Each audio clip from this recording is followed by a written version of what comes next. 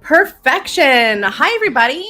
Welcome to our YouTube Live today. I have my window open to try to let a little fresh air in. It's a little too early for the AC. It's not quite hot enough, but I feel like it's going to be really loud. Yep, there comes right on cue. There's the garbage trucks.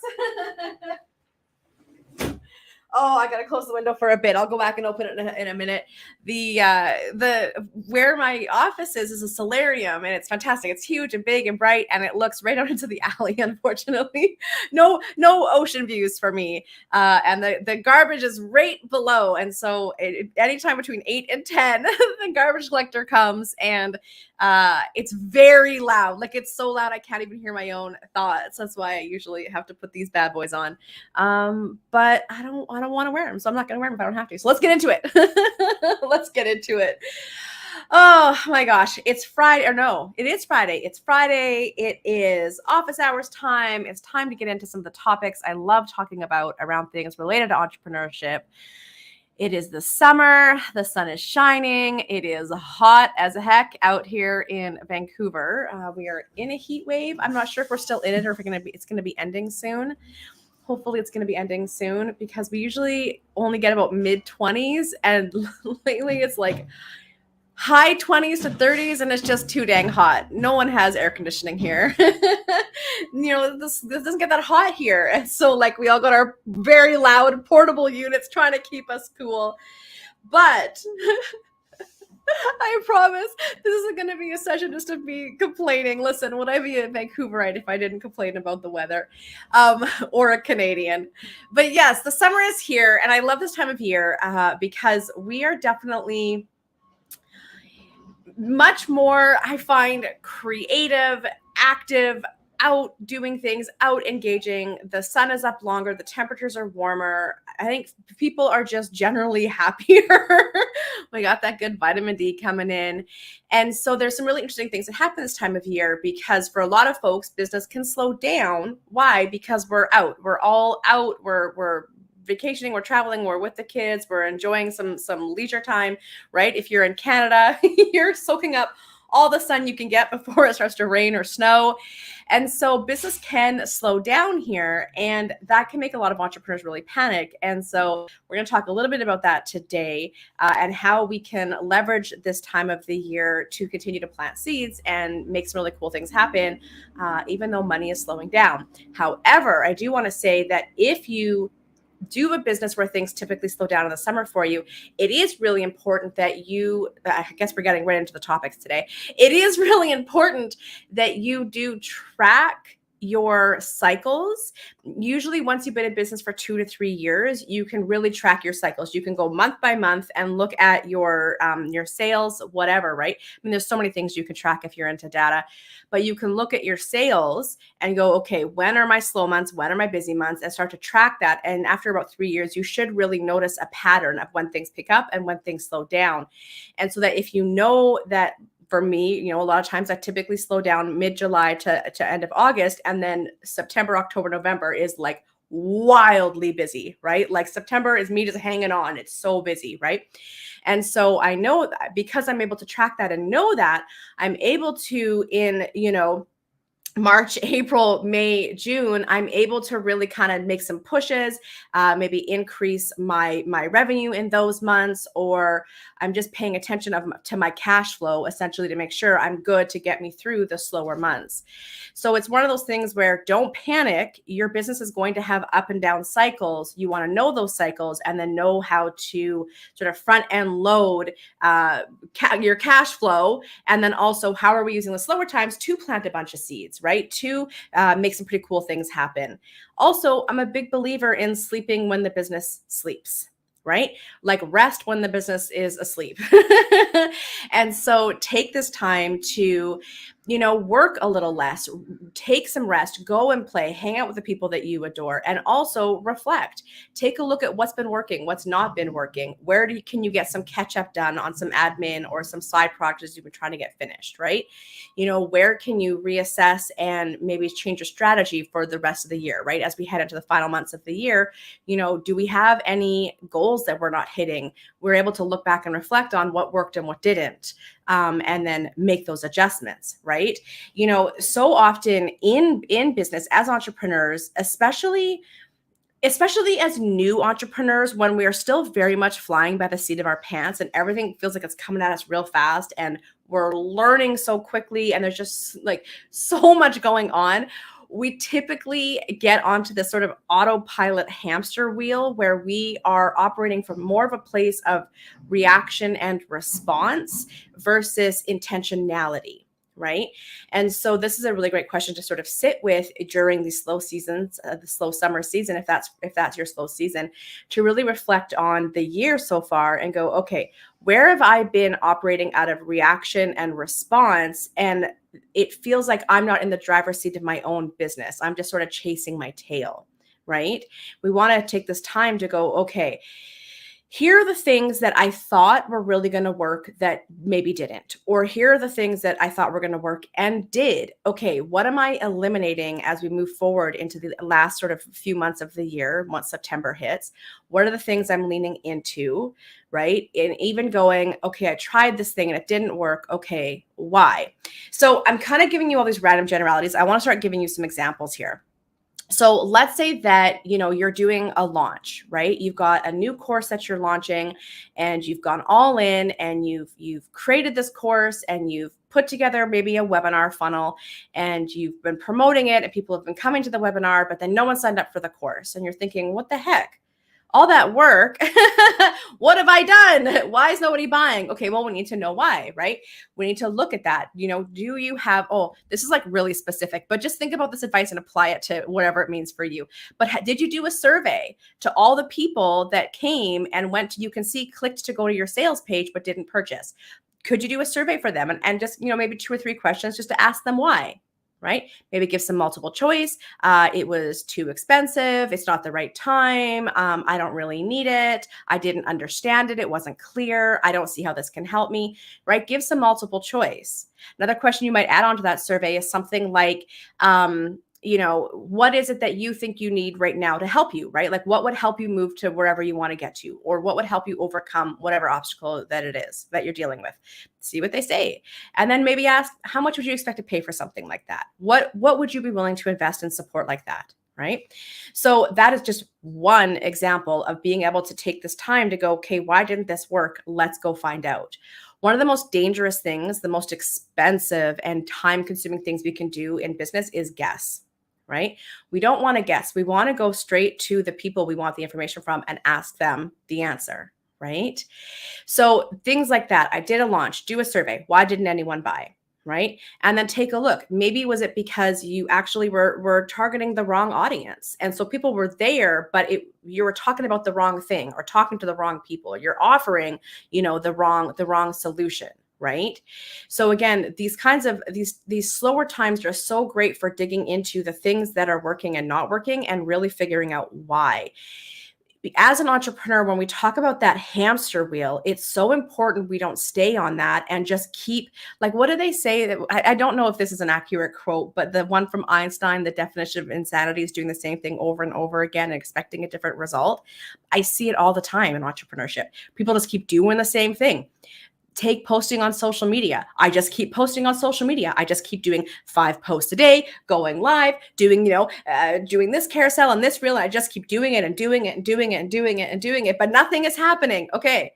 So according to Einstein, that's insanity, I guess, because it's like we do this thing where we get on this hamster wheel and we don't stop and go, wait, is it actually working though? Is it actually working? Right? So all right, by the way, if you have questions, please put them in questions or comments. I'd love to hear them. I'd love to address them. But if you have something that is not working in your business, the faster you tune into the fact that what I'm doing isn't working and then figure out why it's not working and how to shift it, adjust it, pivot it, the faster you'll grow. right? And now I've been doing this for ages, 20 years plus. I've been teaching folks these kinds of skills, my own business for 10 years.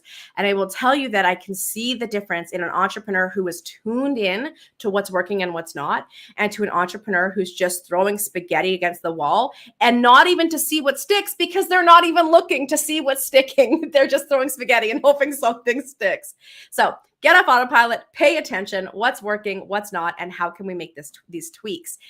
There was something else I wanted to say that I brought up there. And well, it'll come back around. I got a whole list of fun things for us to chat about today. So before we go right into it, because that was sort of my very random introduction of nothing, because we just got right into it. Hello, my name is Lindsay. If you're new around here, my company is the Radical Connector, and my sweet spot is teaching new entrepreneurs specifically the art of ick-free selling and visibility. How do we increase our visibility, and how do we increase our sales, all through strategies that are based on consent, that are based on who you are as a person and how you want to show up in your business and in the world, and help you start making money. Sales is the biggest thing that entrepreneurs do not know, and yet is the most important thing to staying in business. And I love teaching it. I'm a nerd for selling. I really do believe that sales is a service. Sales is a connection. It is connecting people with what they want, right? And it's our job to make sure that we are being very clear in what we do and making it very easy for people to make a purchase. Melanie, what is up? Struggling with the boring stuff, like bookkeeping, but need to do it myself and cannot afford to outsource. Great. Let's talk about that. Let's talk about that.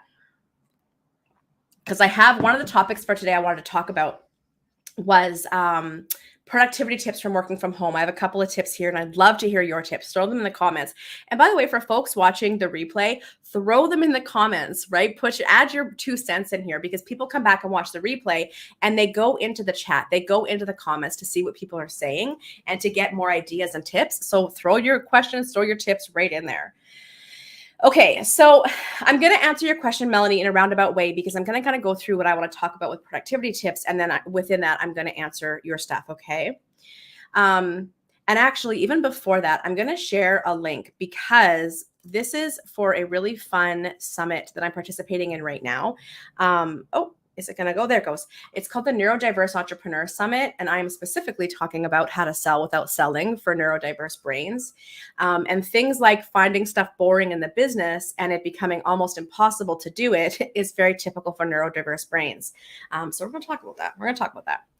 All right. So let's get into productivity tips from home, especially in the summer. Number 1, I cannot stress this enough, having a routine.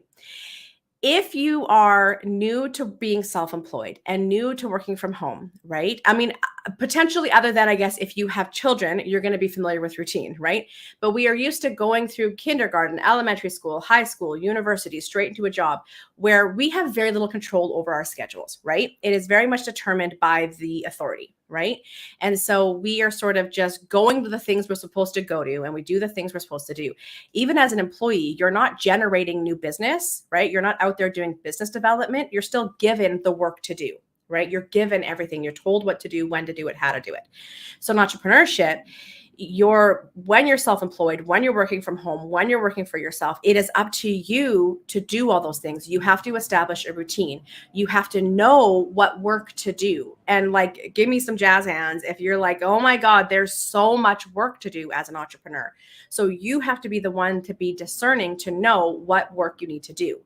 And I like to think of this as being both self-employed, right? You're your own boss, but you're also your own employee. And so you want to be really clear when you're wearing the boss hat and hey, MA, jazz hands, when you're wearing the boss hat and when you're wearing the employee hat. And sometimes you, the boss, has to give you, the employee, things to do, right? So something like bookkeeping, right? That is something. Well, you can choose your hat there. You can either be wearing the boss hat or the employee hat and just assign it to yourself, the employee. But you have to know what you're doing, what needs to get done and what needs to get assigned out. And so I think a lot of folks really approach self-employment and working from home as an entrepreneur as, I get to be my own boss. I get to make up the rules. I get to do what I want. But they don't think about the actual work they have to do. So as the boss, if you're going to be a good boss, you're going to want to make sure that you give your employee a very clear schedule, right? And a very clear to-do list. right? And if you want your employee to, let's say that you're a counselor. So as an employee, you have clients that you are counseling, right?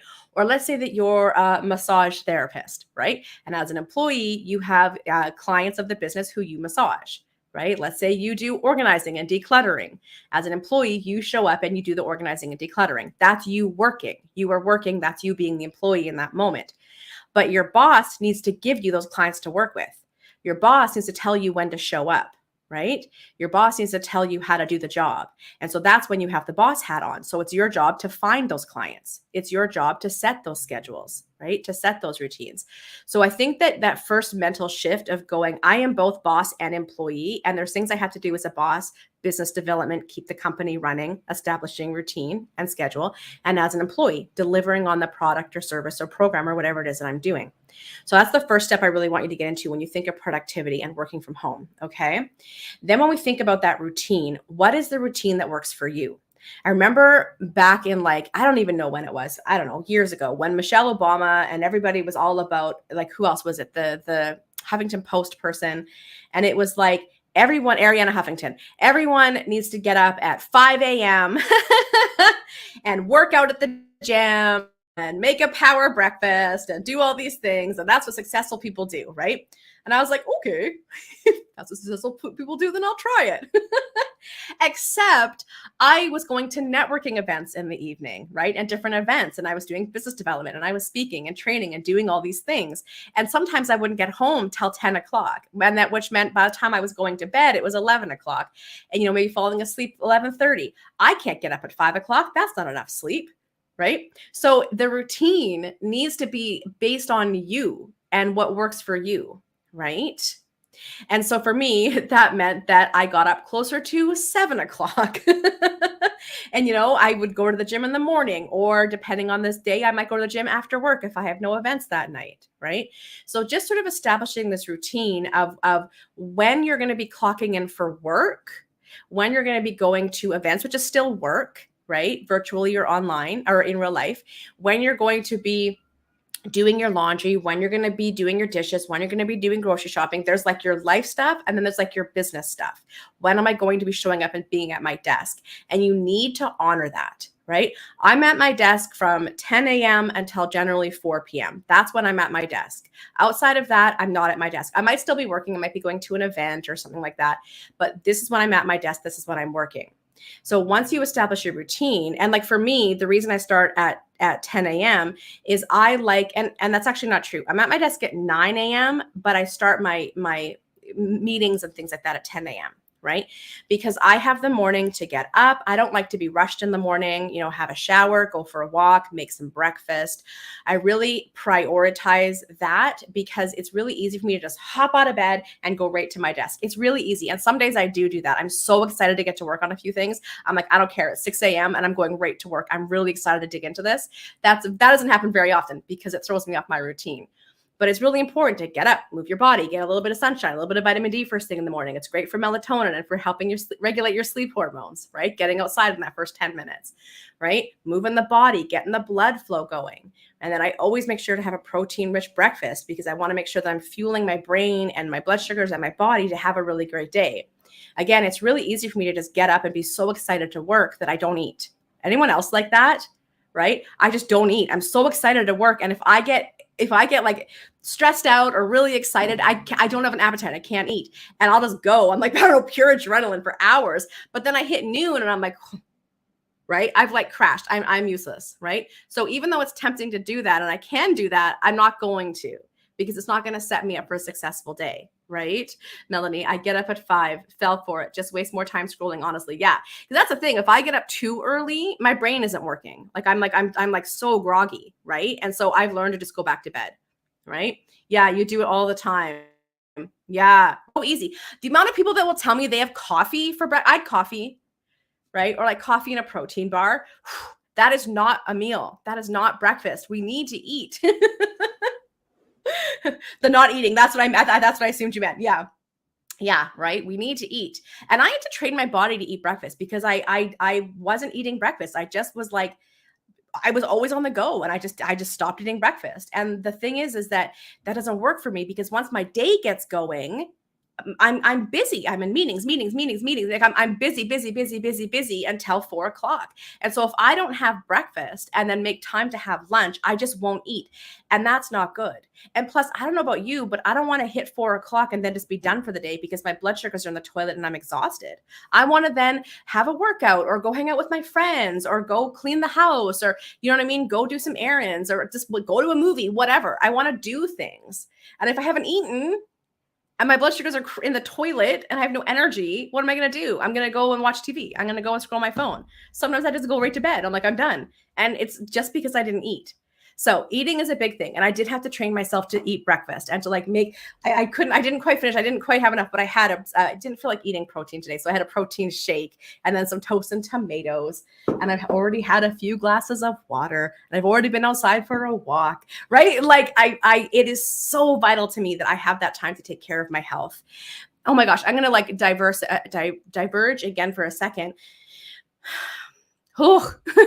Because I also feel like, you know, depending on how you're socialized, a lot of people, especially people who are socialized as women, we are so conditioned to put everyone else first but ourselves. It is so deeply ingrained going back generation after generation after generation, right?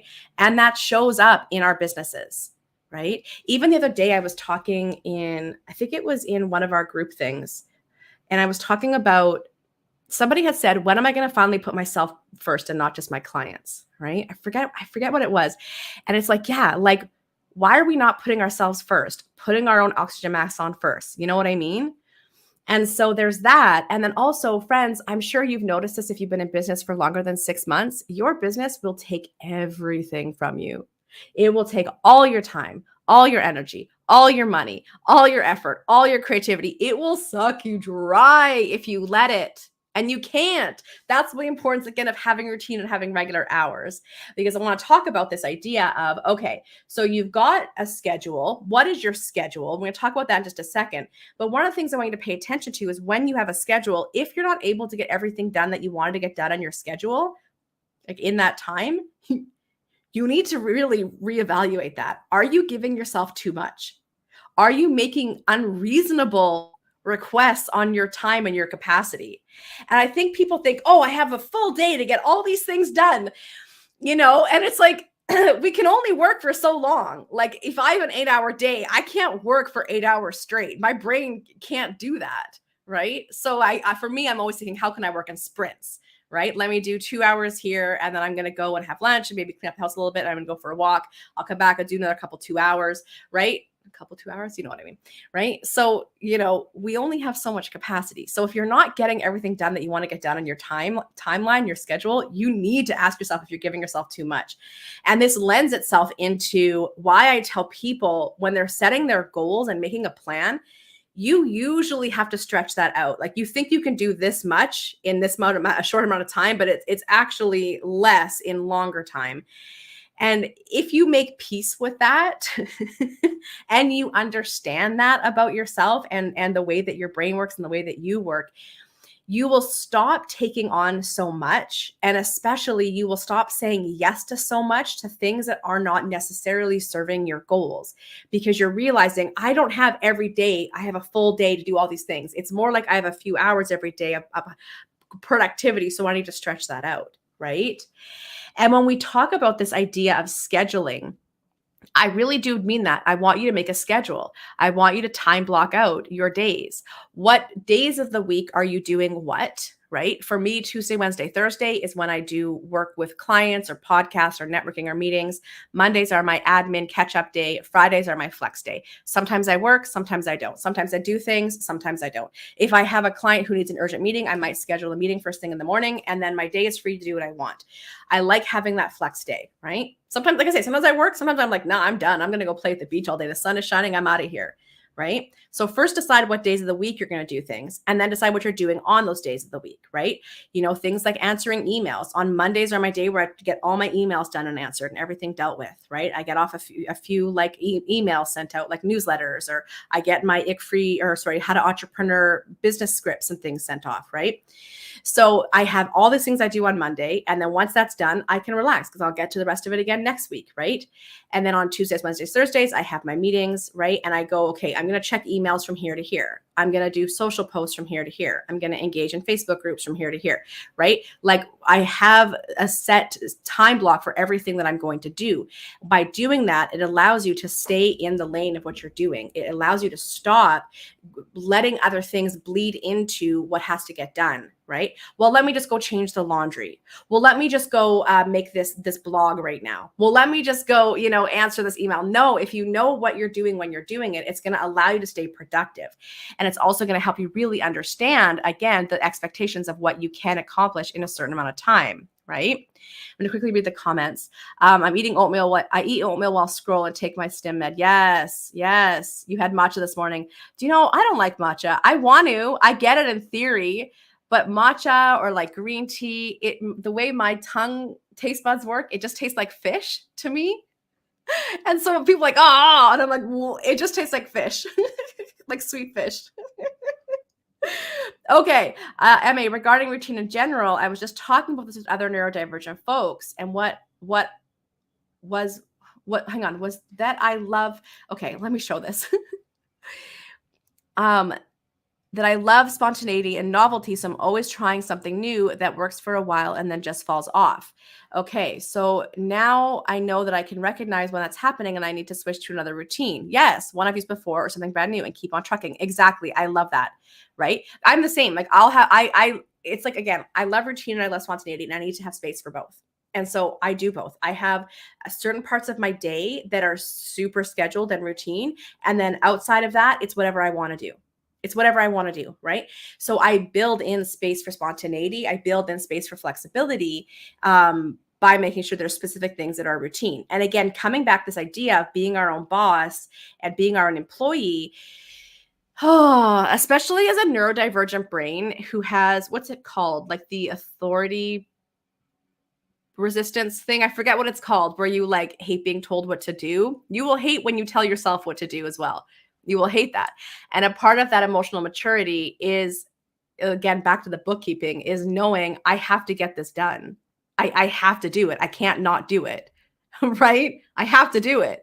And so schedule it in, but like make it fun.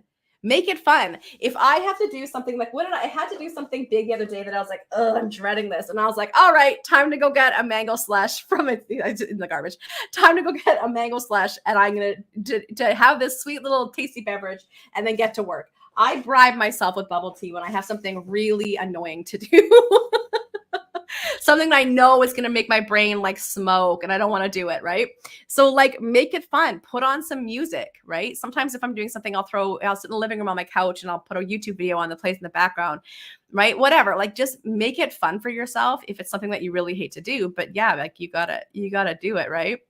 Yes, my ADHD coach says I self-sacrifice, which has led to burnout. Yeah, back to the saying yes to everyone and not to yourself. Burnout is real. We talk about this in entrepreneurship too, right? Like people will hit, I hope you don't hit true, genuine, full-on burnout, because that is no joke. And that is a physical crisis, right? That is a crisis in the body. We don't want to get to that point. We do really want to pay attention to the signs. Like what are your early signs? Like I know one of my early signs is if I'm really emotional, like everything is making me cry. And I feel like this heaviness in my heart, that is a sign that I am depleted. I am out and I am pushing too much, right? Another one for me is if I'm getting cranky, if everything is irritating me, right? If I get irritated with people, that's not my natural state. If I'm getting irritated, I'm spread too thin. I've got too many things pulling at me, right? I have bipolar disorder, so I also notice it in different ways. Like I I'm someone who's very tuned into what's going on in my body and what my self-talk is doing and what my emotions are. And so I'll notice just different things in terms of like my sleep I'm not sleeping. I'm so stressed out I can't sleep. I'm so stressed out I can't eat. These are big, important signs that I'm paying attention to. And again, there's this weird thing where like I'm busy, you're busy, we're all busy. We're busy, right? And being busy is not necessarily bad. It's when we're busy doing things that are harmful or not fueling us or not moving us to where we want to go. And I don't just mean business wise, I mean socially and romantically and health wise and whatever, right? Like are we busy doing the things that are feeding us and fueling us? Are we busy reading a great new book? Sorry, I can't come out. I'm busy. I'm reading an amazing new book, right? Being busy is not a bad thing. It's just, what are we busy doing, right? What is this one? Maybe I do bookkeeping with reward built in somewhere. Exactly. Like the other thing that I was going to say in terms of productivity is body doubling. Body doubling is huge. If I have something that I don't want to do, like a lot of times when I'm answering emails, I will body double with someone. I'll call a friend, a business friend, and be like, hey, do you want to meet on Zoom and body double and get some work done? And we'll just go on Zoom together. Sometimes we use the Pomodoro technique, which I want to talk about in a second. And sometimes we don't. We just get to work. But body doubling is a huge thing when you have things that are boring. Go find somebody who also has to do their own bookkeeping. Pick a day of the week. Put it in your calendars, make it a part of your schedule, and show up together online, body double, and bookkeep. You can share music through Zoom, right? Go into Zoom, share music, and you guys can pick a different playlist every time. You can have a specific bookkeeping playlist that you like, right? Make it fun. Yes, we have funs and wows.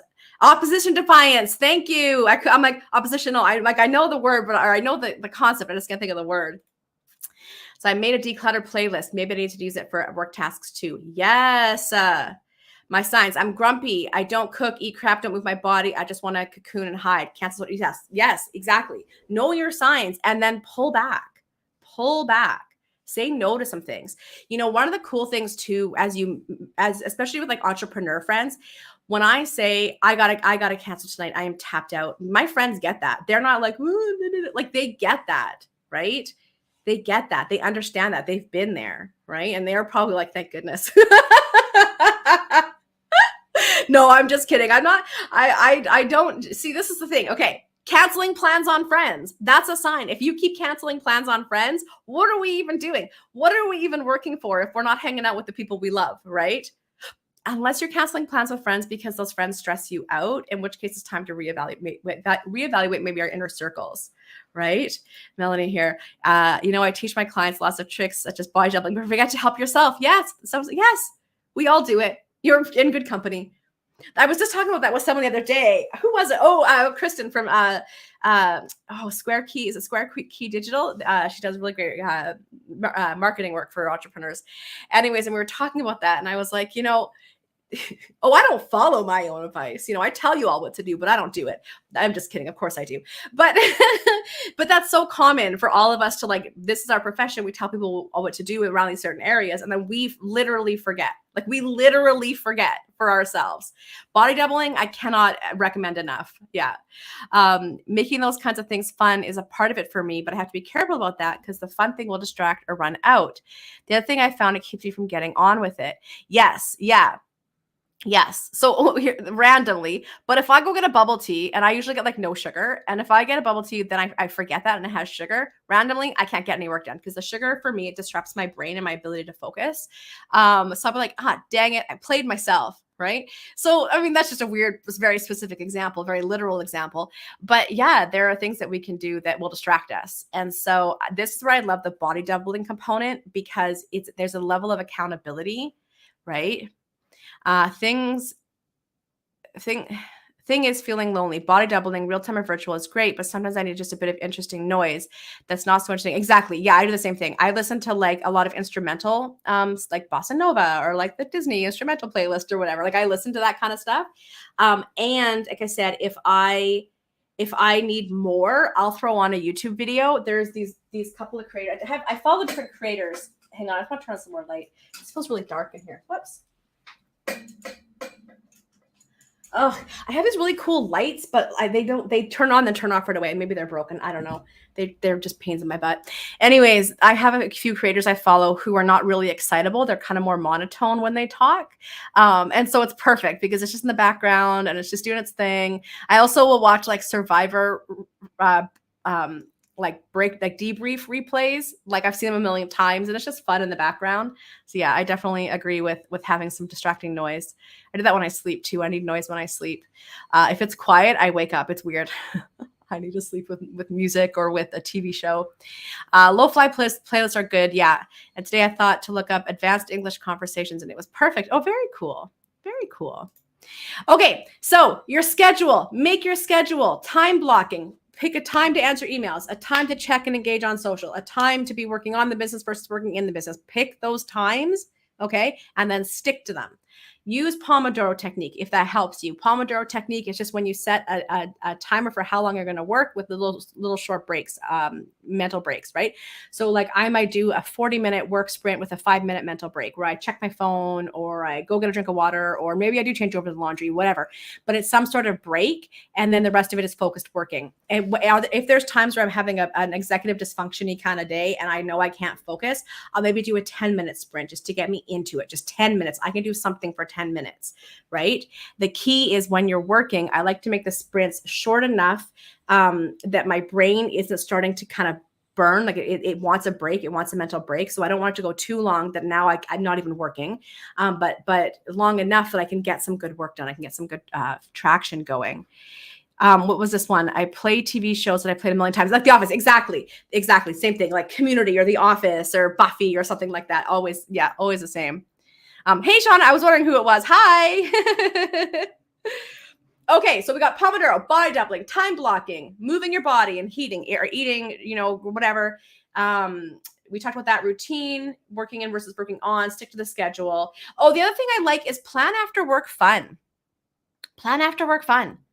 I set out this year to say I want to do something every Friday. And so I just have like a bestie hang at 4:00 in my schedule every Friday. And I'm not even like in meaning to anymore. And it just happens. I'm like, oh, there it is. I've got something every Friday, right? So plan after work fun, whether it's with other people or yourself. Put it in your schedule. When you like I close my laptop at 4:00, boom, I'm done. It's closed. And I leave my office and I go do something. I don't sit down and watch TV because I know if I sit down and watch TV, I'm not going to want to go do the thing. I'm going to watch some cool new show and that's it for me, right? So like plan the thing and then go do the thing. What is this? I love watching the lawn mowing channels. I didn't even know that was a thing. I've heard of the fireplace channel. I just learned that there's one that you can watch like around, like there's like you can watch like the fishing, like fish moving and migrating or whatever. I don't know. And then you can see like wildlife. Like there's like all these cameras where you can watch wildlife doing their thing, like local parks and things like that. Whatever floats your boat. Okay, plan your work. As I said, shut your laptop. When you're done working, you're done working. Close your laptop. Go have a life. And then I do, I like to schedule in time for me. Like I know like Saturday morning is when I like to clean my bathroom and like vacuum and dust in my room. And like I have a set routine even for my cleaning schedule because that helps me get work done. It helps me get that stuff done and stay on top of it. Otherwise, I'll just go and especially in the summer, I'll just leave. I'll leave the house and not come home and then nothing gets done and my house is a mess all the time, right? And so plan in that stuff as well. What is this? There's an aquarium channel. Yes.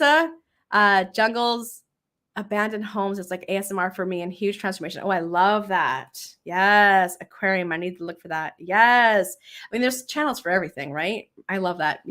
I was even talking with someone yesterday and we were talking about, like how we get sucked into different like content on social media. And if anybody's on TikTok, you maybe have seen this. There's like the carpet cleaning company where all we just watch is them cleaning carpets and it's so satisfying. Or there's like the pool cleaning guys and you just see them get these gross, nasty pools and then they're so clean by the end. Like any of those kinds of things, they're so comforting and satisfying to watch.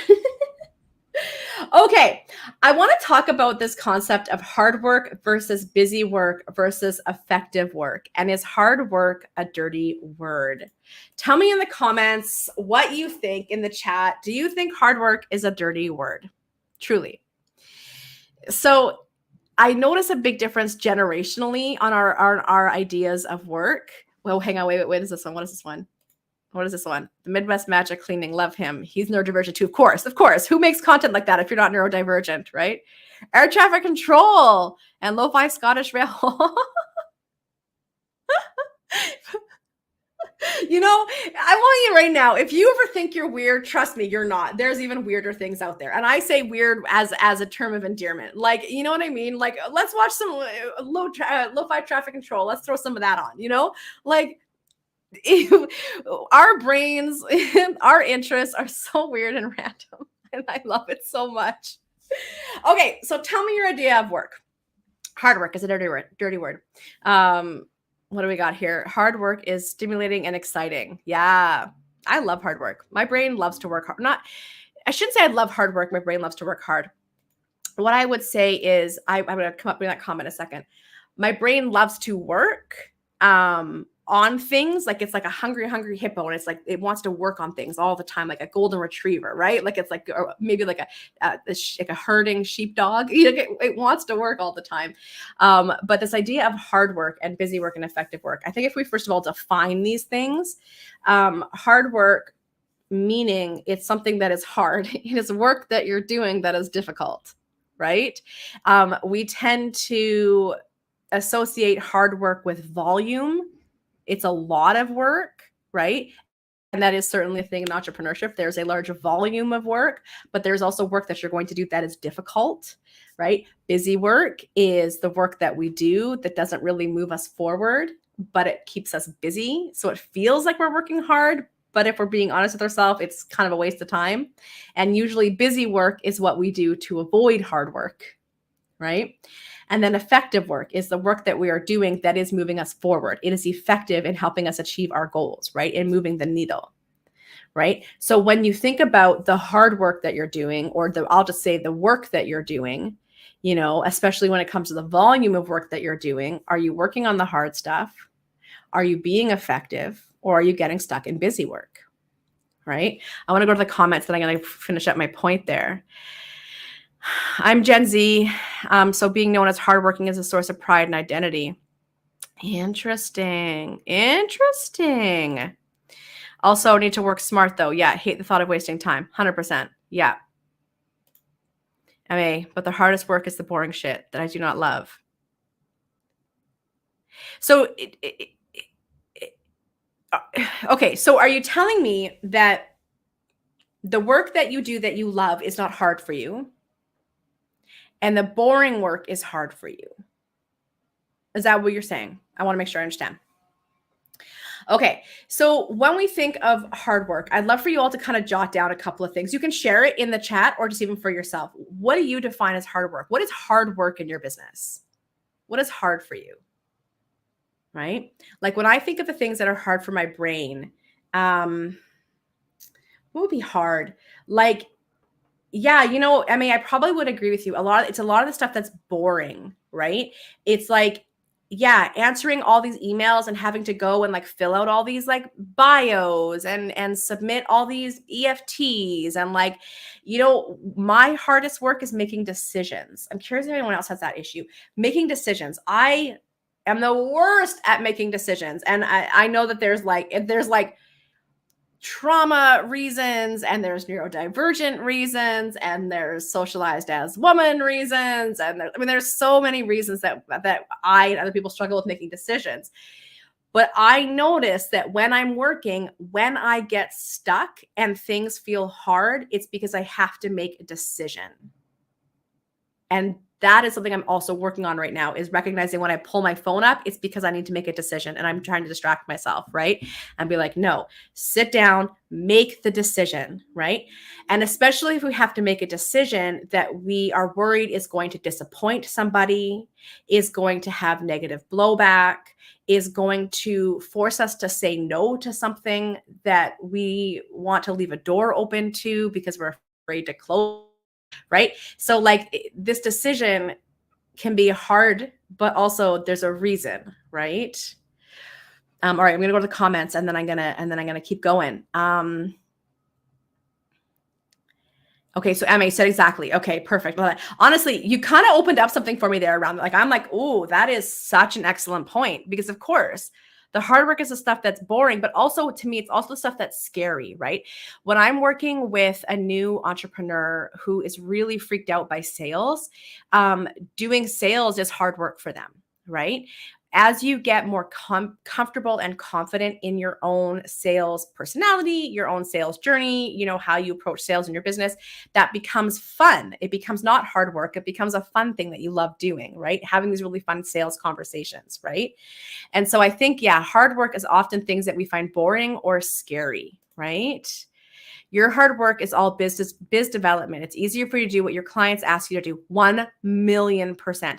And that comes into this conversation we were talking about earlier, which is at what point am I going to put myself first and not just my clients, right? I got to open up my window now that the gardeners are gone and the garbage collectors are gone. It's getting hot in here. All right, let's get some fresh air going.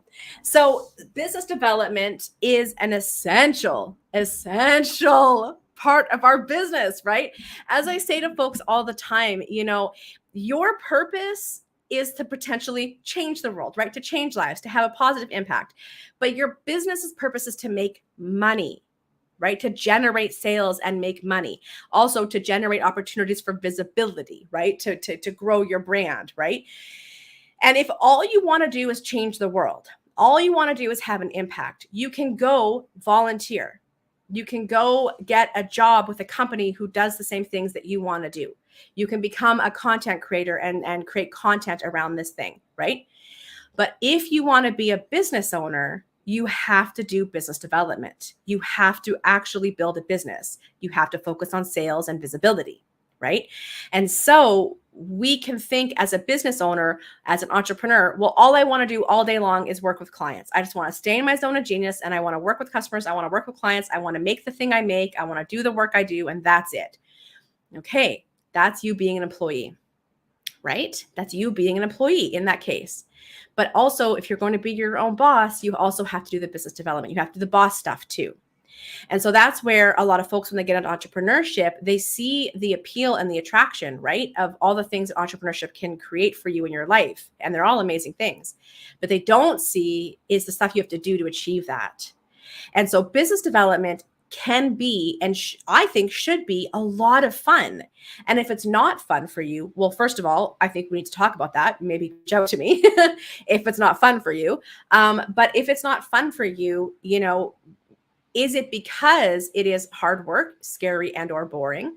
Is it because you don't know what to do? And so there's maybe self-doubt, imposter syndrome, inadequacy, all these things coming up for you. Is it because it is so intimidating and scary for you and you can't bust through that fear? Like, we have to look at why. What is going on for you? Because business development is just a set of skills. It's just a set of skills that you can develop. But of course, it's the emotional stuff underneath that gets in the way, right? So let's keep going down these comments here. Doing the boring things or some things that are new, and I get stuck in front end perfection and hard to get started. But is there more? Is there more? In my corporate life, I'm known as someone who gets stuff done. I want to bring that same energy to your own. Yes. Perfectionism. Perfectionism. I'm going to say it and you're going to be like, yeah. Okay. There's no such thing as perfection. But I really want you to sit with that for a moment. If you told me I can't come out tonight because I have to stay at home and wait in case Santa Claus comes, right? Or if I said that to you, Melanie, I can't come out tonight. Santa Claus might come tonight. You're going to look at me and be like, Lindsay, Santa's not real. Okay. So I want you to apply that same thing to perfection. I can't launch this thing because it has to be perfect first. I can't go on a podcast because I don't have a perfect thing to say. I can't launch my website because it's not perfect. Perfectionism isn't real. Perfect isn't real. Sorry. There's no such thing as perfect. It's not real. Right? So I want you to apply that same thing. Santa Claus isn't real and perfect isn't real. It's no such thing. Right? So when we actually truly embody that and understand that, we see perfectionism for what it is, right? We see it is that we are trying to avoid feeling dumb or criticized or looking foolish, or being called out, or it's imposter syndrome, right? It's we're afraid someone's going to find out we're a fraud and we don't know what we're doing, right? It is rooted in some sort of trauma of some sort, which we won't go into right now, right? Where you have an expectation of yourself to never make a mistake ever. Okay, so now I want you to picture me saying to you, I'm so sorry I'm late. I went the wrong way. I'm such an idiot. Oh my God, I can't believe I'm this age and I still went the wrong way. Why am I even doing this? I should just go home. I clearly can't be here. I'm not a responsible adult. I'm just going to go home. You'd be like, dude, you just went the wrong way. It's fine. Right? I was like, I won't get into my own childhood trauma, but there's some trauma around driving in directions. But you would be like, dude, it's fine. You just went the wrong way. Come on, let's go. Let's have fun. Right? Okay. So making mistakes is human, right? You know, I did a talk and I accidentally used an ableist phrase and I didn't realize it was ableist. And oh my gosh, I'm now the worst person in the world and I'm a total ableist piece of crap. No, you didn't know. And now you know, and you can say, I'm so sorry I didn't know. And now I know. Thank you for the education. Thank you for letting me know so I can do better. I can change what I'm saying, right? And it's not so I could do better because I'm a terrible person. It's because so now I can change that. Thank you, right? Being human is the same as making mistakes. Like literally, we don't know everything. We are always making mistakes. Also, even if we know it, we still might get it wrong because we're learning, right? So this idea of perfectionism is so friggin' toxic. And people throw it around like, I'm a perfectionist. It is so toxic. It is so self-abusive. It is so rooted in trauma and oppression, right? So when we say that we're stuck in perfectionism, I want you to really, what I want you to say to yourself is, I'm stuck in trauma, self-abuse, and oppression. Say that to yourself. It's hard. These are big words, big feeling words. I am stuck in self-abuse, trauma, and oppression right now. Get out of it, right? What do I need to do to move forward? This is a heavy one. Tell me your thoughts. Tell me your thoughts. I'm going to read some comments. The decision making is killer. Yup. Hey, it's not fun at all. I'm not a social person, so networking is exhausting. I just don't want to do it at all. Okay, so that is, Shauna, I feel like we've talked about this before, right? Like, networking is just turning strangers into friends and nurturing those friendships over time. That's it. You should never be networking somewhere you don't want to network with, people you don't want to network with. If they're not people you want to spend time with, stop. If you're going to places that you don't enjoy being, don't go, right? Networking is just turning strangers into friends. And I don't care how introverted a person is. We are social creatures. We have evolved to depend on and thrive in community, right? And so I don't believe a person is meant to be by themselves. I believe a person is meant to have community around them. You get to determine who's in that community and what that community looks like, right? But I don't believe that we are meant to do things alone, even for a second. And in fact, I hear it all the time, no matter if you're introverted, extroverted, neurodivergent, neurotypical, your age, your gender, your sexuality, your race, whatever. Like, I hear it all the time. I'm so alone. I feel so isolated, right? I have no more, my creativity is gone. My productivity is gone. My will to live is gone because I'm so alone. And we know the stats. I just heard it on a great ebook. What am I listening to right now? Brene Brown's Atlas of the Heart. And she shared some stats. I should have written it down about like loneliness and how that increases our rate of death. Like our what's it called? Not our death rate, but like how early we die. Loneliness and isolation leads to an earlier death, right? We are social creatures. So when you say that networking is exhausting, okay, then don't go to networking events. If that's not exhausting, don't go to network. Or if that is exhausting, don't go to networking events, right?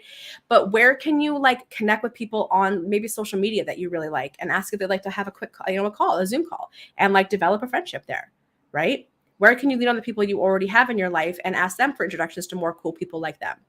Right? Don't go to networking events if you don't want to, right? But that being said, if going to networking events is a vital part of your business development strategy, then how can you support yourself? How can you make sure that the next day you have maybe the day off or a half day off? How can you choose things that are more low key and less busy? I hate going to things that are packed. I immediately get anxious and stressed out and I don't want to be there. I get so overwhelmed. My brain stops working. I go to smaller things, right? So like, how can you support yourself? Don't just say, what is that learned helplessness, right? The brain, this is why I'm so all over the place, friends. I bought a PlayStation in the pandemic because I wanted to teach my brain how to slow down and figure things out and not just get overwhelmed and shut down, right? I used to play video games when I was a kid. I loved playing Super Mario and all those games. And then when the Nintendo 64 came out, I found it so overstimulating and overwhelming. My brain just shut off. And it's like I just left it there. I never came back to it.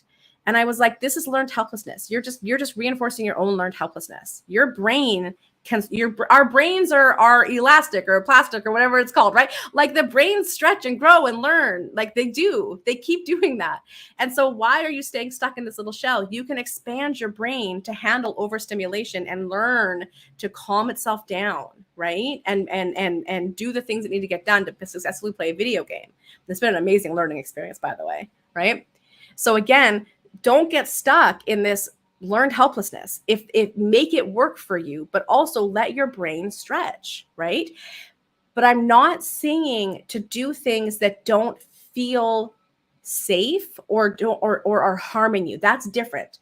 Make it work for you. Don't just say no to everything. Find a way to make it work for you, because networking is a vital part of entrepreneurship, a vital part. But again, you don't got to go to events. Just network one-on-one with people, right? But it is a vital part, because getting a business off the ground is already a heavy lift. Then expanding that business out into the world is a massively heavy lift if you're the only one doing the lifting.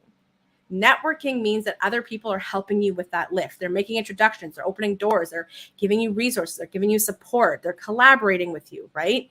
You need to have a network to help your business grow. And I'm giving a little bit of tough love today. So let me know how you're feeling with this. Gotta do shit imperfectly. Yes. And honestly, can I just say, just drop the word imperfectly. Drop it. Because imperfectly is implying there's such a thing as perfect. So that would like me saying, I can't, there's going to be a dude here in a red suit and I want to see if I can see him. Whether I say Santa or a dude in a red suit, you know? Like it's the same. Like it's the same. So don't say imperfectly, because that is the implication that there is a perfect. I got to get shit done. Full stop. And it's July. I don't know what that's referring to. Maybe I don't know what that's referring to, Emmy. It's 53 years of undiagnosed ADHD and RSD shift, but now I'm more aware and pushing myself. Yes, keep surprising me. Yes, lots of trauma. Yes. That's what I mean. I don't ever want it to feel like I'm telling you that everything you're going through is not absolutely valid. What I'm saying is we don't have to get stuck there. We don't have to stop there, right? My awareness of things like bipolar or, video game aversion or whatever, like my awareness of these things, of knowing that I don't like big networking events, right? That doesn't mean I stop. It means I go, great, how do I make it work for me, right? We don't just stop when we realize that there's something there. We investigate, we heal, we evolve, right? That background is what my clients like too, because we have so much shared experience. So I need to lean into it. Yeah, absolutely. Are you kidding? As an organizer, as a declutterer, I would imagine most of your people are neurodivergent. Attitude shift. I love it. Effing amazing. I'm writing it down. Say it again. What did I say? I don't remember what I said, Emma. There's the recording. You'll have to go and watch the recording. The definition of networking. Yeah. It's turning strangers into friends and nurturing those friendships over time. That's it. I don't network with people I don't like. In fact, when I started my business, I was very clear with myself. I knew I would not go to places I did not want to go to, and I would not work with people I did not respect and genuinely like, right? Whether they're vendors, like my own clients, collaborators, people I would hire, whatever. I just didn't. Going to different organizations, going to different events, whatever. If I didn't like it, if I didn't respect the person or the organization, I didn't go. I posted that on my Instagram stories today. It was from another person. Oh my God, what is her name? Leanne. I can't remember her business name right now. Authentic Vision. I think she does like graphic design work. Anyways, you can see it on my Instagram stories, but I talked about that, like anti-capitalism or anti-capitalist, meaning not every decision I make is based on making money, right? Like I don't build my business based on making money, which I know sounds really weird. I build my business based on my values, and my values are all about like who I want to spend time with and the type of impact I want to make and the type of, you know, conversations I want to have, right? My business is built based on that. But because I am living by my values and because I am focused on strategic business development based on those values, money comes in. But you don't have to do everything based on money. If I only worked based on money, I would do all sorts of shady things with shady people. Absolutely. I mean, you all know I'm all about consent-based, anti-manipulation, anti-coercion in marketing and sales. I can manipulate everybody into making a purchase, and most people out there do. I'm not going to, because that doesn't feel good. I don't want to make money at the expense of somebody else ever. Where can networking feel safe? Yes, great nugget. I love that. So many gold nuggets. Good. I'm like, I hope you're not feeling like I'm being mean to you. Yes, it has to align with your values. Bottom line, 100%. 100%. Okay, so if getting back to, and this is such a rich conversation, getting back to busy work versus effective work versus hard work, I think once you define hard work for yourself, you look at why it's hard and where you can shift that, right? And then we look at the busy work versus the effective work, and we're honest with ourselves where we're maybe doing busy work to avoid the hard work, and how we can shift more into effective work by being more strategic, right? More intentional, to our earlier point today, getting off the hamster wheel of autopilot and not being reactionary in your business, but instead being proactive and intentional. We're going to have a good time. We're going to have a good time. All right. This is one I wanted to bring up. This is a good one. Why I'm super mean. Why I'm super mean and I don't let people read their answers to me when I ask them questions about their business, and how that ultimately helps you become a better marketer and copywriter. Who here has ever been on a call with me or in a group session with me, and I've asked you a question and you went to read your notes, and I'm like, no, don't go read your notes. Just tell me the answer. Hang on. I'm not mean. I mean, I am, but no. I do it because I love you. I do it because I want the best for you. But who here has ever experienced that where I was like, no, don't read your notes, just tell me the answer? Why do you think that I do that? Why do you think that I don't let people read their answers when I ask them a question? The biggest reason is because I want you to know it. I want you to embody it. I want you to embody your market, your customer, your clientele, right? I want you to embody your offerings, your programs, services, your prices. I want you to embody your purpose, your what do you do, right? Your values. I want you to embody your key messaging, right? I want these to be a part of who you are. And so, listen, it's okay. I'm going to let you read your notes if you really can't get into it. All right. But when I ask you, tell me about the problem that you solve. What is the main problem that your clientele has that you solve? And if you have to go read your notes, I mean, that's fine. I'll let it go a little bit, but I'm going to push you a bit first. Okay. Don't read your notes. Just tell me. You tell me, because exactly. I want that instinct, that heart, that gut, that knowing, because what happens when we go to read the notes is it becomes dead almost. It becomes robotic. It becomes disconnected from us, right? And I want you to know it. I want you to know it. I want you to be it, right? And so why this ultimately helps become a better marketer and copywriter, because marketing is just getting our stuff in front of the right people. Right? So it can be social media, it can be content, it can be networking, it can be public speaking, it can be ads, it can be affiliates and referrals. Like there's so many things that we can do to market our businesses, to market ourselves, right? But it is just the act of getting our stuff in front of the right people, the people who are already looking for us, preferably with money in hand. But they may not be at money in hand stage. They may not be at the buying stage yet. They maybe are at the tire kicking stage, the exploration stage. That's fine, right? But marketing is getting our stuff in front of the right people, all right? The people who want it. Then copywriting is the way that we communicate, right? The copywriting. So that's our captions on our social media posts. That's our blogs. That's our websites, our sales pages, our emails, even the things that we say, even when we're talking on a podcast or on a panel, right? The copywriting is the words that we use to communicate, right? And so when I say you will become a stronger marketer and copywriter, if you stop reading your notes and you embody all of these pieces of your business, it's going to allow you to on the spot be able to talk at any moment and be like, this is what we do. This is who we help. This is what we're for. This is what we're all about. It's going to help you be stronger because it's more embodied. Okay. So when you're thinking about that, and don't get me wrong, I'm always writing things down because that helps me process. Like, I'm not saying to not write things down and not have this written out, do it.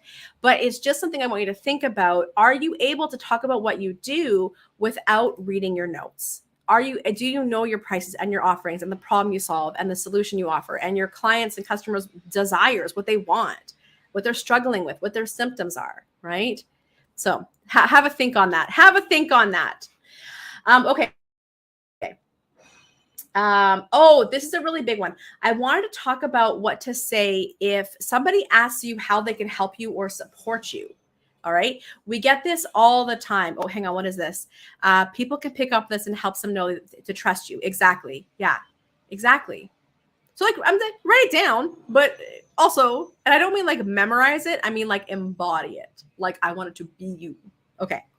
Okay, so people all the time are asking you how they can support you, right? You have a networking call with someone awesome. It's fantastic. At the end, they say, how can I support you? Right? You're in a networking event or maybe it's like a networking event specifically for entrepreneurs. And there's a moment to have a give and an ask, right? What do you need? What can we help you with? Right? Oh, hang on a second. That is loud. I think it's just driving by, but it is loud. God, those dump trucks are loud. Okay, so the give and the ask. What can we help you with? What do you need? So a lot of things that entrepreneurs get wrong here is they ask for people to build their business for them, right? So they'll say things like, do you know someone who needs life coaching? Do you know someone who needs decluttering? Do you know someone who needs at-home massage? Right? So we ask these questions, or like, yes, my ask is, or how you can support me is, please send people my way who need this. Please send people my way who need that. We're asking people to build our businesses for us, and it's never going to happen. And here's why. People might love what you do, but once that moment ends, it's done. They're not going to be like sitting here all day, every day going, who do I know who I can send for XYZ to this person?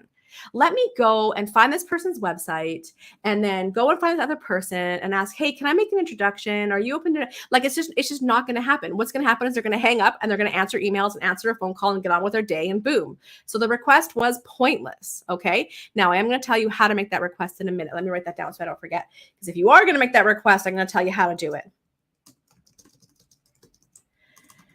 Hang on. So instead, what I want you to think about is, how can this specific person who's asking how they can support me, right? So you're generally going to want to ask for things like introductions, right? Can you introduce me to someone at this organization because I want to go and speak there one day, So it's like, can you introduce me to this person? Right? Or resources, right? I'm looking for a grant around this. Do you know of any? Right? Or I'm looking for somebody who can help me with this. Who do you know? Right? Asking for help. I really feel stuck on this. Do you have any experience? Would you be open to a phone call so we can talk about that? Right? Collaboration, right? I am looking for people to collaborate with something on this. Or do you want to collaborate? Even yesterday, I had a really, really fun meeting with somebody I met at Vancouver Startup. She does content marketing for people. And she's got an agency. And I was like, do you want to collaborate on a course that helps entrepreneurs scale into an agency model? And she's like, yes. I'm like, amazing. Let's create a course together. Right? So like collaborating, right?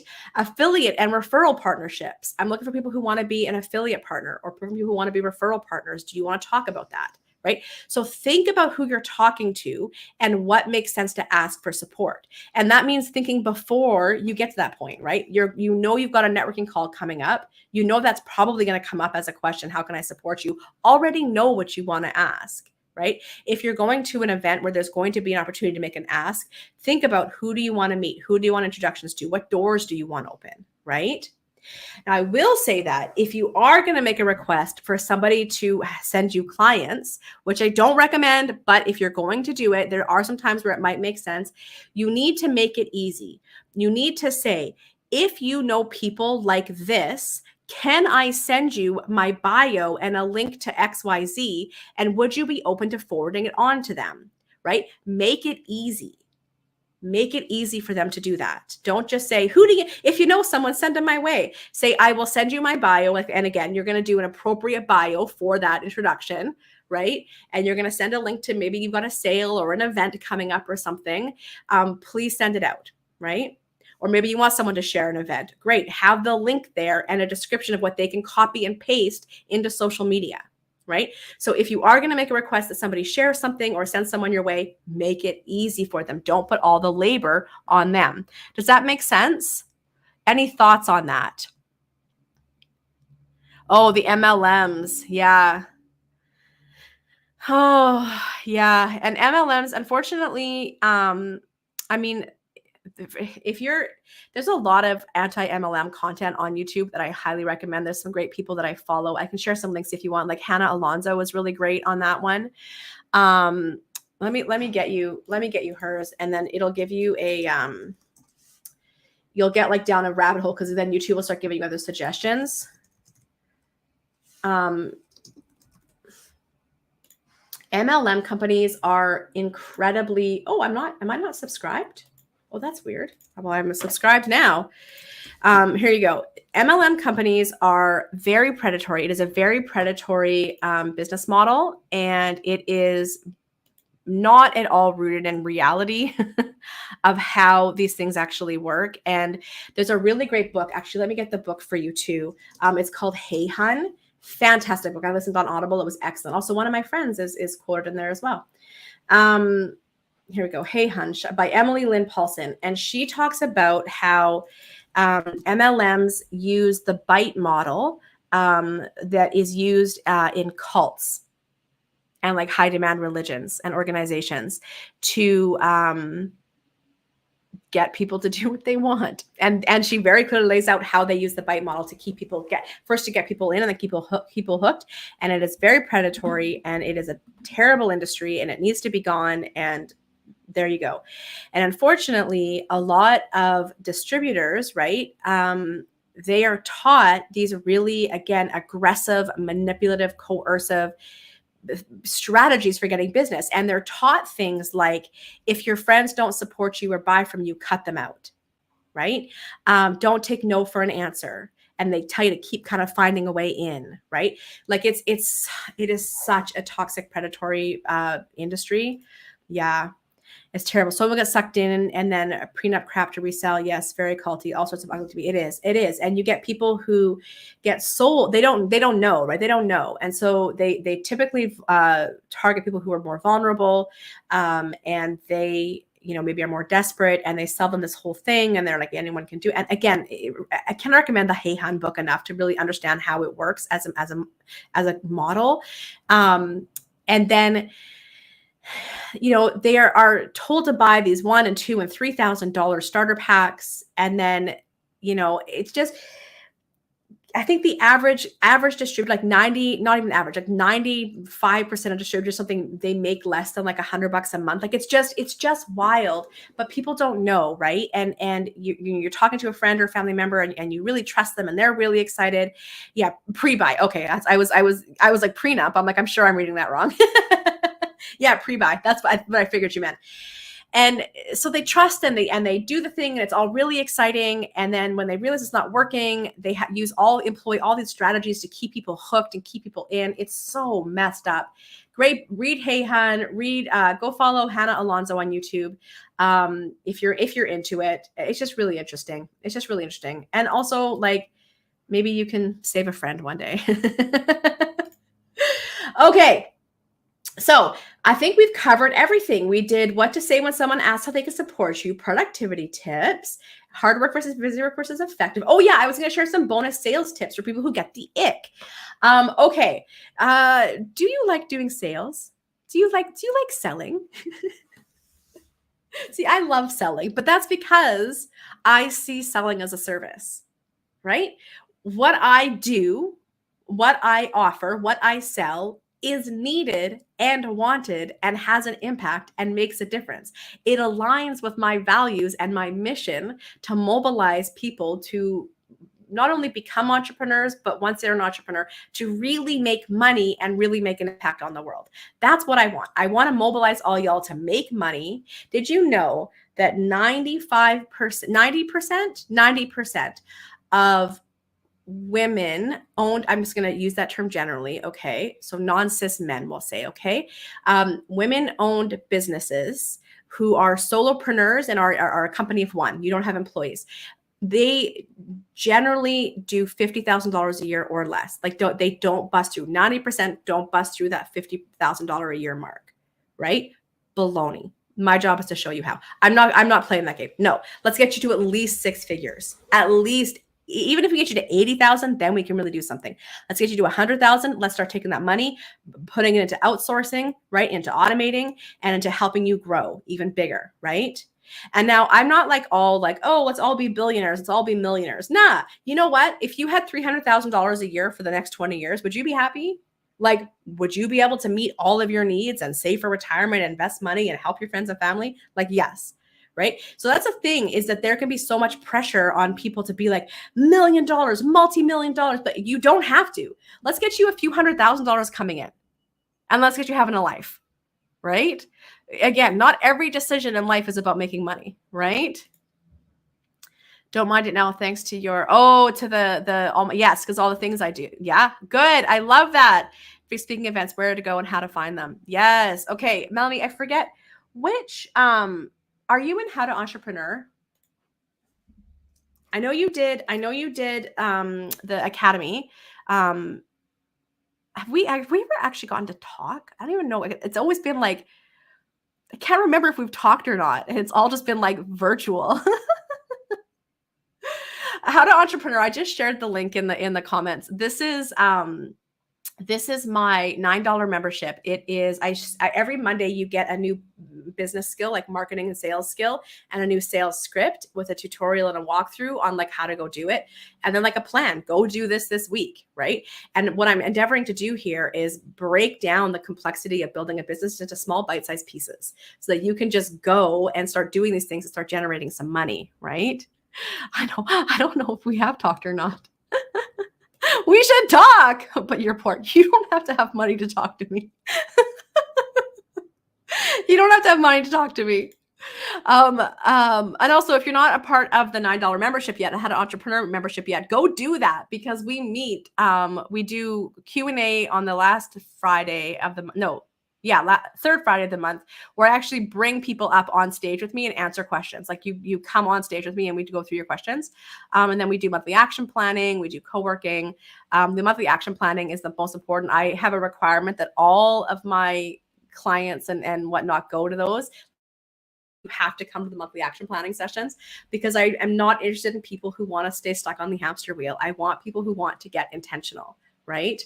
Again, not every decision is money. I won't take on just anybody, because I want to work with people who want to go, right?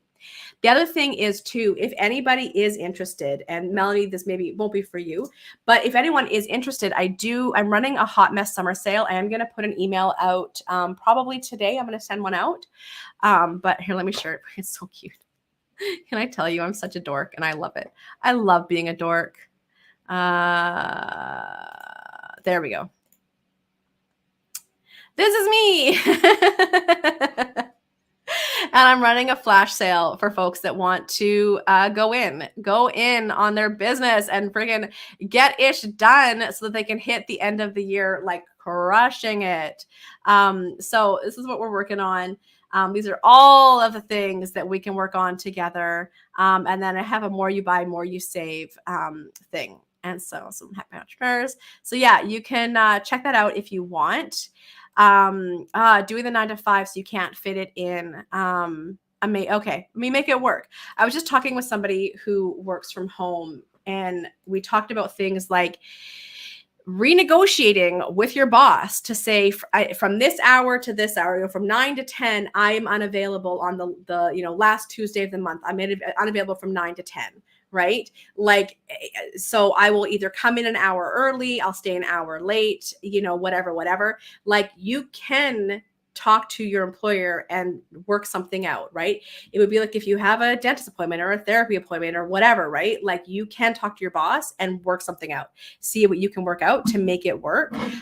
This is something that a lot of folks, again, when we're used to having bosses and school teachers and employees, like we think that they have all the control and all the authority over us. But really, a lot of times, if we just have a conversation, there is something that we can negotiate and there is something that we can work out that's a win-win situation for everybody. So it's a potential. If you want, you can ask. But again, that's up to you.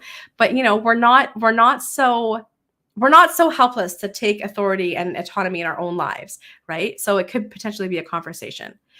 Okay. I mean, other than, I guess, if like you're like a nurse and you have to be on the floor, probably not, right? But like, again, maybe we're like, have a conversation.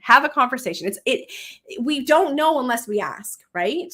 Where can we make something work, right? Yeah. Hang on. What does this say? And make these calls so both are covered. Yes. I think I know what you're meaning. Okay.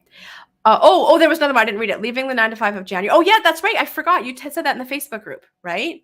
But they know my plans so soon. Yes. Okay. Perfect. I love it. Okay. So as I was saying earlier, so tips for people who get the ick with their selling. I was saying this earlier. We were at the very beginning of the top of the session here. I was talking about how things slow down in the summer. So first things first, some of my thoughts for today that I wanted to share. Things slow down in the summer, so don't panic. That is normal for most businesses, for things to slow down, because everybody's away and on holidays and doing their own thing, right? It is normal for business to get slower. Some businesses pick up. Like if you have an ice cream shop, forget about it. You're not going anywhere in the summer, right? Like there are businesses that pick up and some that slow down. And generally for a lot of service-based businesses, it's typical that they slow down. Don't panic. Okay? September, things will pick back up. This is a great time to network, right? And again, you don't have to go to events. Go on social media and find cool people and ask if they're up for a call. Do you know how many cool friends I've met that way? I've just been like, you're really cool. Do you want to hang out? Like, do you want to meet on Zoom and let's talk, right? I have friends all over the world that we just met on social media, right? Reach out, connect, right? The other thing with networking, if you're somebody who wants to build like some strategic partnerships, some affiliate partnerships, some referral partnerships, some collaboration partnerships, right? Go and look them up. Go and reach out to them, right? It's also a great time to plant seeds, right? So maybe you can create a little more content right now. Have fun with this extra time to create some content, to plant some seeds for what's going to be coming in September, right? And to remind people how friggin' good you are at what you do, right? This is also a great time to check in with your analytics. Go through and look at your sales. What are all the things that you've sold? How did you get those customers? How did they hear about you? What was that sales process like?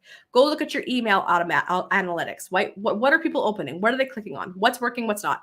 Go look at your content analytics. Which posts are doing well? Which pieces of content are doing well? If you do YouTube or blog or podcast, if you do social posts, go and see what's working. Take this time to go and see what's working, and then go, okay, I know that this isn't really working, so I'm going to maybe distance myself from that, but this is working, so I'm going to go all in on this in the fall. Right? So get in there and understand what's working and what's not, and decide what you're going to focus on when you head back, when everyone else heads back to the office and they're all ready to get going with you in September. And then I want you to get really, really real with busy work versus RGAs. And we were talking about this with the hard work versus busy work versus essential work, right? Or effective work is, when we are avoiding selling, we will do busy work. Right? And instead, I want you to make sure that you're focusing on those revenue generating activities. I want you to make sure that you're focusing on the things that will actually move your business forward. I'm going to quickly share, if you don't already have it, this is my 4 Business Building Basics Every Entrepreneur Needs to Know little course. And I take you through the things you need to know to start getting money, start making things happen. And then the other thing is, I want to share with you again this link. This is the Neurodiverse Entrepreneur Summit that's coming up. I'm actually going to be going live on, let me tell you, I think is it July 22nd. July 22nd at 12. I'm going to be live. I believe my presentation will be streaming at that time, and I'm going to be live in the chat box to talk with. So I'm not going live. You're going to get to see my presentation, but my presentation is how to sell without selling for neurodivergent entrepreneurs. And it's the exact same. It's all the exact same, except in this case, I talk about the specific things that neurodiverse people often deal with when selling, since such as my brain is running out of steam. I need the rest of my breakfast. So such as things like our need for justice and our sense of justice and how that will lead us to not do things that feel manipulative or coercive, right? Or our rejection sensitivity and how that will lead us to not put ourselves out there, right? Or how we internalize somebody's no, this isn't right for me as somehow I'm bad, right? And talk about things like routine and knowing if you need routine or you need spontaneity, right? So it's cool because I kind of share it through that lens. Yes, heck yeah, watch it. It's going to be so good. So go and get yourself signed up if you're not already. They do this thing, I think it's called the Busy Brains Pass, where you can purchase, like you can buy everything so you can keep it forever and ever and ever. If you have the budget, I do recommend that because everything only plays for a short amount of time. Like I'm in this one right now for low content or low ticket offers, and you only have 24 hours to watch things and then it's gone. And like I've missed some and I'm like, damn it, I really wanted to watch that one. And so if it is in the budget to buy the pass so you get access to it forever, I do recommend it. And take a look at all the speakers and all the content and you decide if it's worth it for you. But there's usually so much stuff shared and you're going to want to watch it now, but you're going to want to watch it again in a month or 2 months or 6 months. You're going to be like, wait, I remember there's a thing there I wanted to go see. Let me go watch that. And it's so freaking good. So those are the kinds of things I really recommend. And the person that's puts this on, these things are so professional. Her stuff is like top notch. They are so good. It's like because as somebody at the back end going through this process, I was like, wow, will you come build this all out for me? Because I really want to do. I did a summit at the beginning of the pandemic. There's so much work. I really want to do another one in 2025. But I know I can't do it. I know because of my brain, I can't do it myself. I'm gonna have to hire someone to come do it. So I'm gonna be like, who did you hire? Who did this? Come do it for me. Oh my gosh, I love it.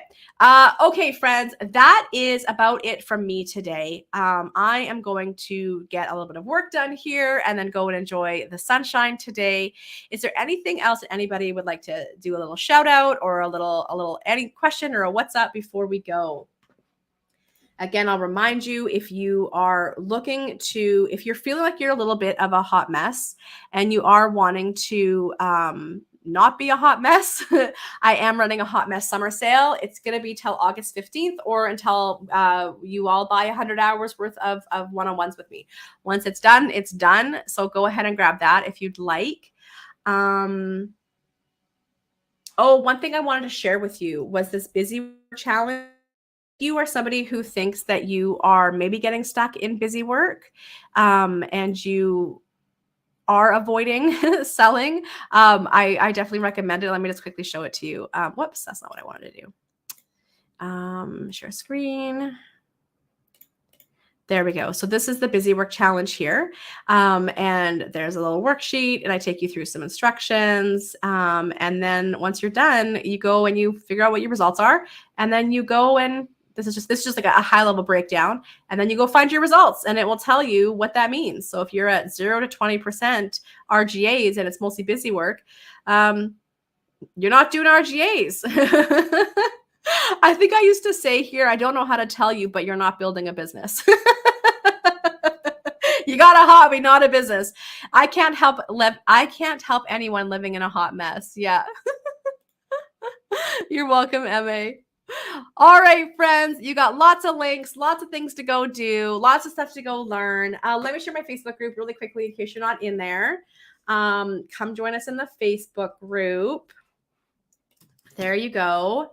And if you're not yet a part of my $9 membership, get your butt in there. Come and join us. And that's it for me. Friends, you are amazing. Go be awesome. Enjoy the summer. We'll see you. I'll come next month as well. So the next one will be, because I usually work a lot less in the summer. So the next one will be August 9th. So come join us August 9th. Actually, let me get you the link real quick. Hang on. Let me get it for you.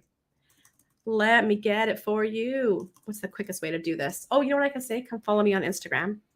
Come follow me on Instagram. You guys, I'm going to finally, I know I keep been saying it for like 2 years, but I'm finally going to do the what's it called? The Instagram like grid. Like I'm gonna like actually make my Instagram like super branded. I've been saying it for years. I'm gonna do it. I'm gonna do it. Okay, go save your seat for August 9th for the next YouTube. And otherwise, you guys go be friggin' amazing. Love y'all so much. Enjoy the sunshine. Enjoy the summer. I'll see you next month or sooner. Okay, bye.